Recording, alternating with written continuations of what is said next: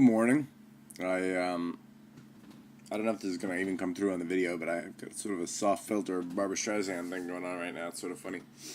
I wanted to talk today about, I don't know, some more simple stuff, but in some ways not. Just about the joy of belief and the transformation of faith and walking in faith and of all the hardenings of that faith that become hope, that become joy, that become love, that are born out of love in the very first place. But anyway, Acts 2:25 through 28. I foresaw the Lord always before my face, for he is at my right hand, that I may not be shaken. Therefore my heart rejoiced, and my tongue was glad. Moreover, my flesh also will rest in hope, for you will not leave my soul in Hades, nor will you allow your Holy One to see corruption. You have made known to me the ways of life. You will make me full of joy in your presence. And that also, there's a popular phrase that I know has been used in hymns and gospel tunes, and actually I'm not entirely sure where it's from, but I know I've read it and I'll find it at some point. But basically it says, "The joy of the Lord is my strength." Beautiful phrase, beautiful sentence, and true. And I feel like we often misinterpret it in a way and do this with a lot of things. The joy of the Lord is my strength. Oh yeah, we get all wrapped up in my strength. And we can even, in our own egos, interpret that as, oh, the Lord joys in my having strength. When contextually and just looking at the nature of God and how God asks us to live and how Christ lived, this sort of restates it, or it actually kind of, I don't know, it sort of helps confuse it, but it's simple to clarify when you read it in context, that it's the joy of the Lord. It's the Lord's joy that strengthens me.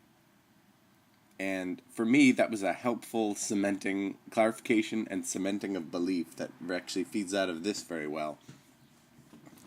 That helped me dismiss myself a little bit from the belief process, in that there's a certain amount of pressure one puts on oneself to live up to certain standards, or to feel like you have to make your way towards being holy.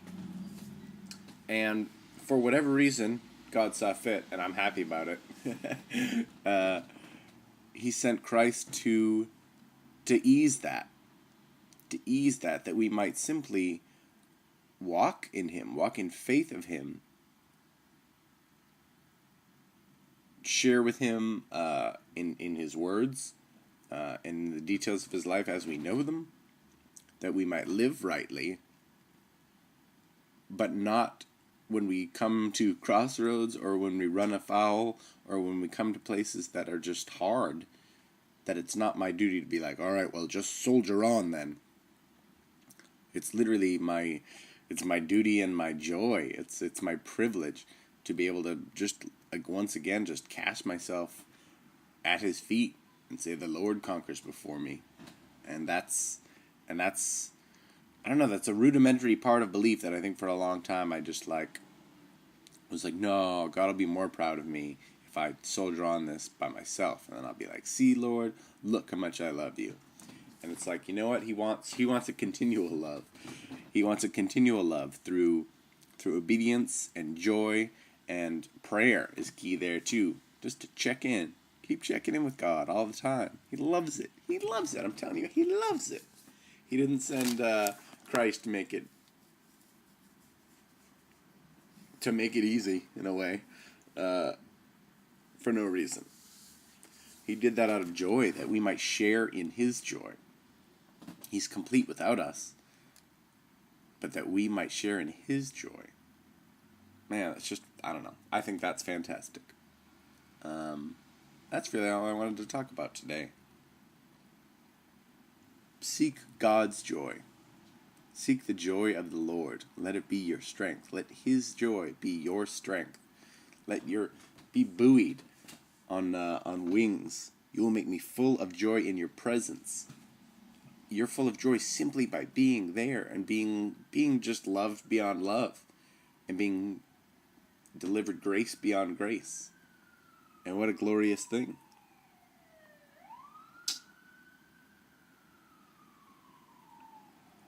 Yep. Makes me happy. Good morning.